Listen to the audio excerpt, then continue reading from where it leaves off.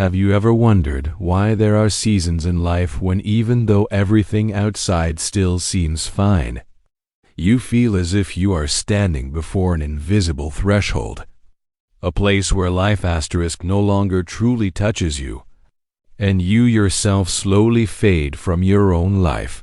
According to Jung, people do not fall into crisis because life is difficult, but because they have lived * too long away from their true self.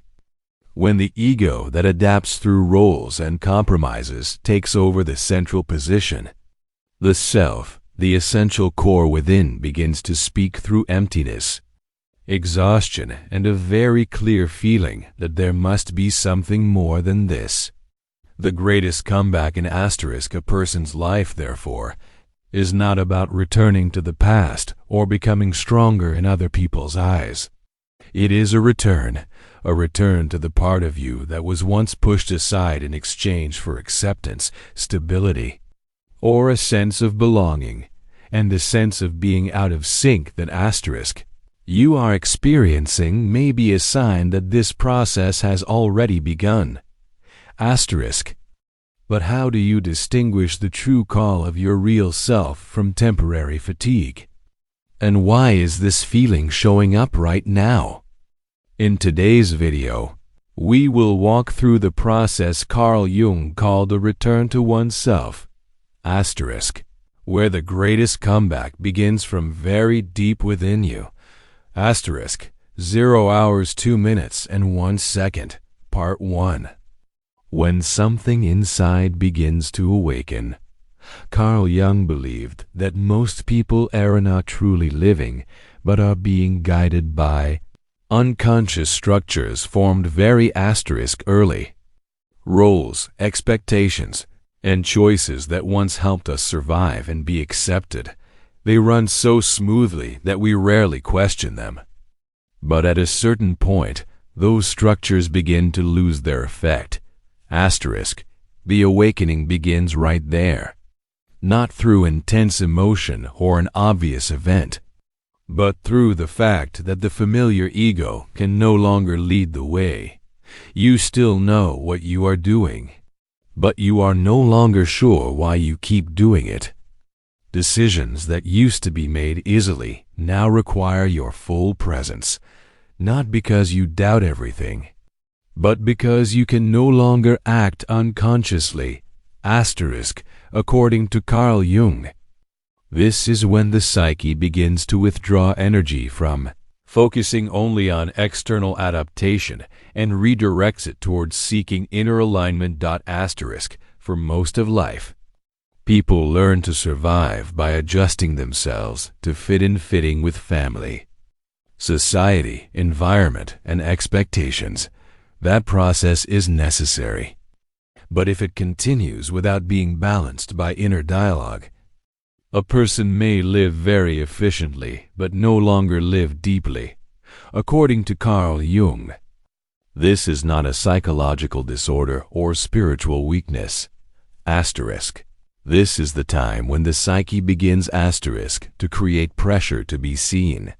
For most * of life, people live based on adaptive * structures, roles, duties, and choices that help us be accepted and safe in the outer world. These structures are not * wrong.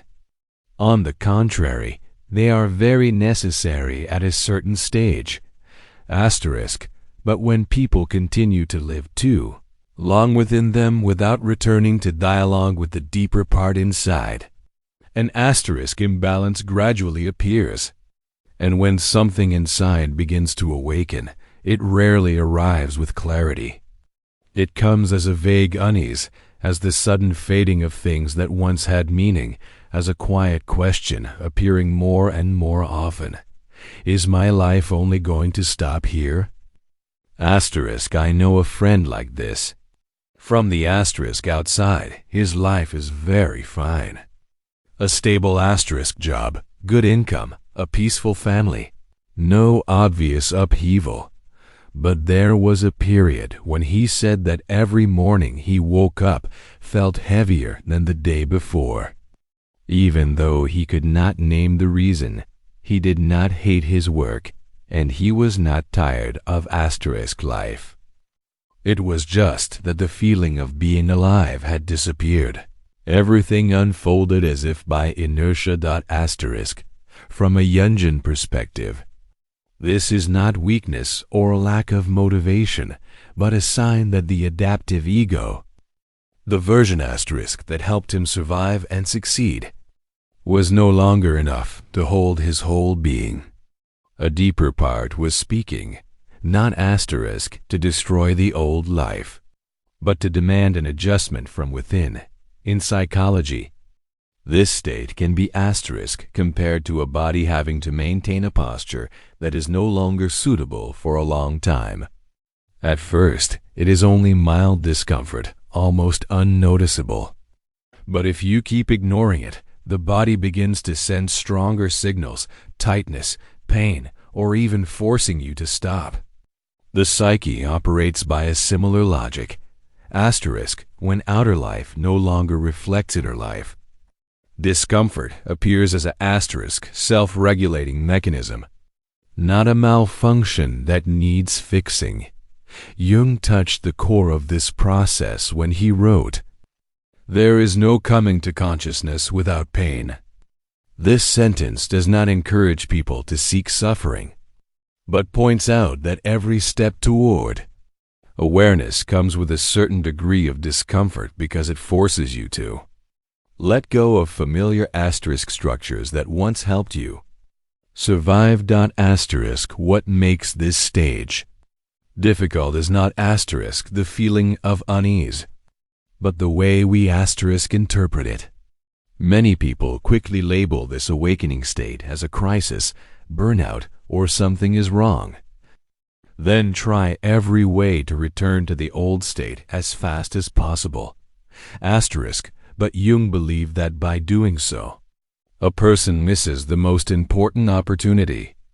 In the process of asterisk, psychological maturity. Asterisk, because the awakening stage does not require you to have answers immediately, and it does not require you to act right away. Asterisk, what it asks first is the recognition asterisk that what you are experiencing has meaning, that it carries a message from a deeper part of you. Asterisk, when something inside begins to awaken, you often feel as if you are standing at a very fragile threshold.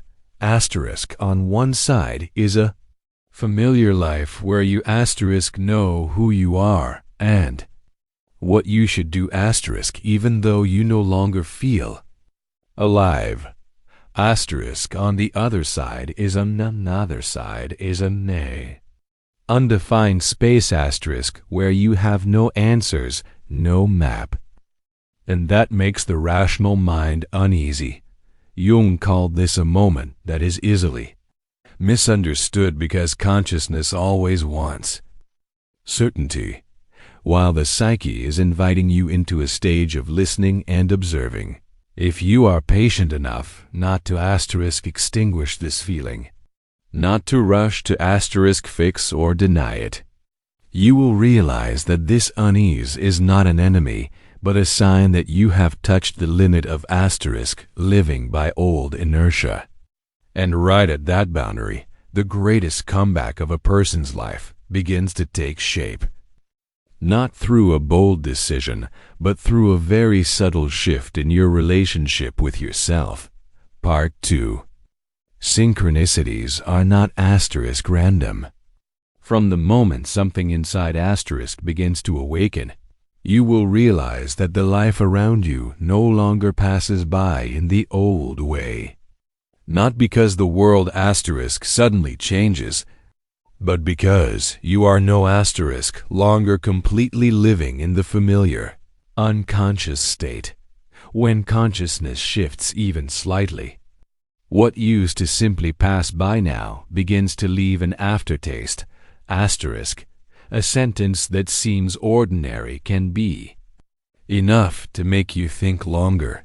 A small moment in the day suddenly makes you pause without knowing why. Only knowing that it touches somewhere inside. From that state, synchronicities begin to appear. Not loudly, not with the dramatic shape of destiny stories, but very everyday. Something you are thinking about suddenly gets mentioned in many different conversations.